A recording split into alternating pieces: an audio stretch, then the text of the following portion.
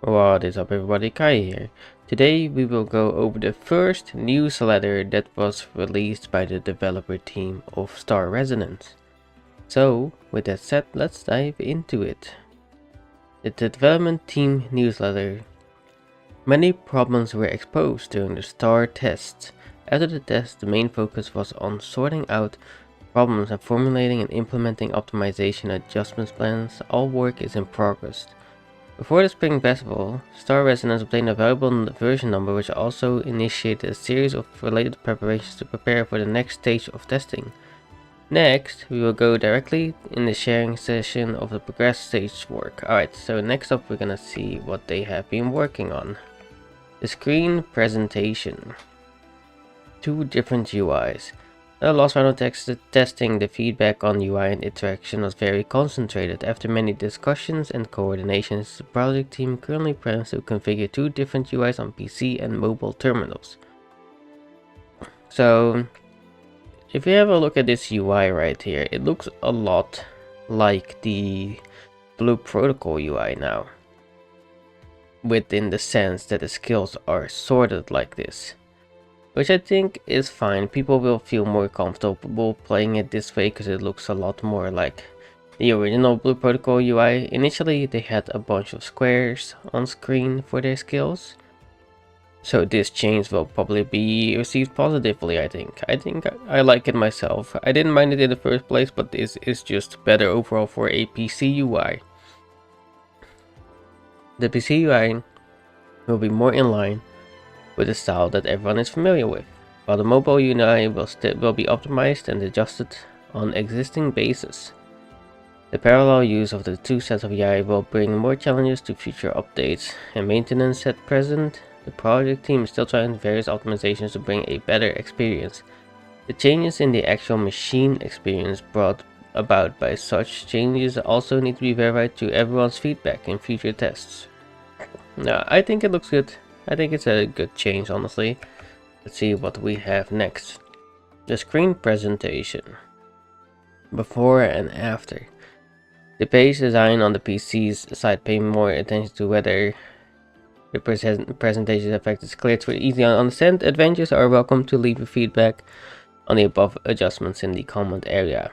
We will continue to pay attention to everyone's voice and make necessary adjustments in a timely manner through this form of communication. More adjustments to the screen presentation are also being made, including but not limited to material replacement, light and shadow optimization, etc. There are too many contents to introduce one by one for the time being, and new tests will be open to everyone to experience in the future. So I think the before and after here, it's definitely more clear to see what you have equipped, rather than having it in a small bar like we had in the latest test. So I would say the update is quite alright with me. It's just gonna feel like your full screen, which it already did before with your character in the middle, but now it's more focused on the armor you have equipped rather than on the character, which is alright. It also says a new test will be open to everyone to experience in the future. So does it mean the next test may be a open beta test? We will have to wait and find out, I guess. Move on. The plot presentation. In the last test, everyone's satisfaction with the plot was also low. In response to this issue, the adventurers who participated gave many suggestions. Some adventurers also helped out the rhythm of the story, discussed how to make adjustments, and gave corresponding constructive opinion. On this basis, the planning team focused on adjusting the narrative style and plot rhythm, simplifying the amount of information, increasing the plot foreshadowing, making the story simple and smooth. At the same time, the character image was adjusted by optimizing the lines and the way the plot was presented. So this is the changes for the plot so far. I guess it's gonna be a bit faster paced, it seems like, which I think is alright. More smooth, which is fine, whatever, you know. Personally, I think the story was pretty meh, but We will have to see, because I mean, I don't really understand the language itself, so I couldn't really read it in the first place. But from the cutscenes, it looked really deep slash intriguing in a way. But at the same time, it's apparently not good enough considering on the feedback. The adjustments to the plot experience are difficult to describe in a few words, so I won't go into detail here. When the next test starts, adventurers will be able to experience it for themselves. Alright. Let's move on. New content production. The production of new content is also in progress. The previously mentioned life occupation unnamed has now completed the first phase of development. In Ragnar's, adventurers can study different life occupations according to their interests. Of course, as the study occupations becomes more sophisticated, the adventurers will gain more. So it looks like we have like foraging and mining that are like coming very soon.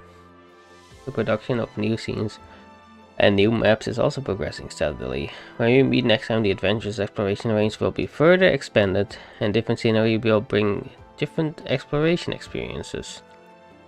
Finally, the home system, unnamed, that everybody is concerned about is also under development. But the system is currently less complete and cannot be put into testing for the time being. When there is a phased progress in the future, we will share it with you through an official content, so through official announcement, I guess. Quick Q&A. Will you be hurried to launch the game after getting a version number of the product? Polishing of star residence is still in progress, and there's still many key tasks that have not been completed, including whether the tuning of progress existing problems has met the expectations, whether the progress of new content or reserves is smooth, whether the necessary functions for the official launch have been completed, etc. And all of this is still in progress. At least at this stage, the project team will do its best to improve quality and efficiency of all types of work, with the final goal of solving previously very concentrated problem feedback and improving the completion of the game, and strive to start the next test as soon as possible. Well, that's nice.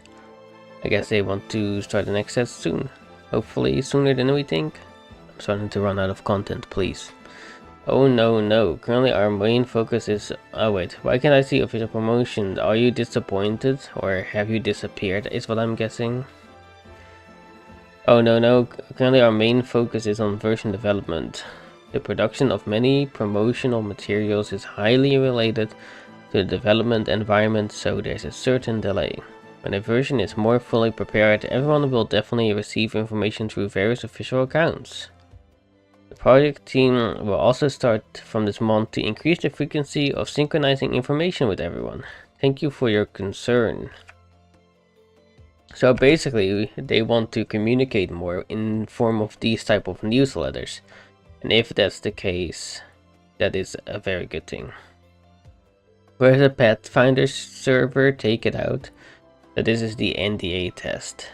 The Pathfinder server is being prepared at a very small scale confidential test environment.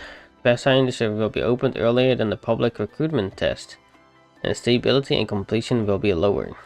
Many adventures are considered a hiding spot in the Pathfinder. Will I have another chance in the future? The positioning of the Pathfinder server determines that its scale will not be too large. The number of people will be increased or limited at any time according to the needs of the test. Adventurers can just pay attention to the official information. The last test was of Lamo was so brilliant. Will there be more drama in the next test? Lamo's performance is what everyone expected. In addition, the design of proving Thunder Demon Silk peripherals have also started. In the future, adventurers can obtain the Thunder Demon peripherals by participating in various community/topic discussion activities of Star Mark Resonance. So it seems like they are doing a lot of hard work at the moment for the game. We have seen some new things, like they added the mining, the new UI, the story changes, the changes for the weaponry and stuff like that. Personally, I think all the changes have been quite alright, so I'm looking forward to seeing more of the changes in the future. This was the first newsletter they released, and they said they plan to do this more frequently now, which is a good thing, of course. But that is all for this newsletter. If you enjoyed it, please remember to like, comment, and subscribe. And with that being said, I will see you in the next video. Goodbye.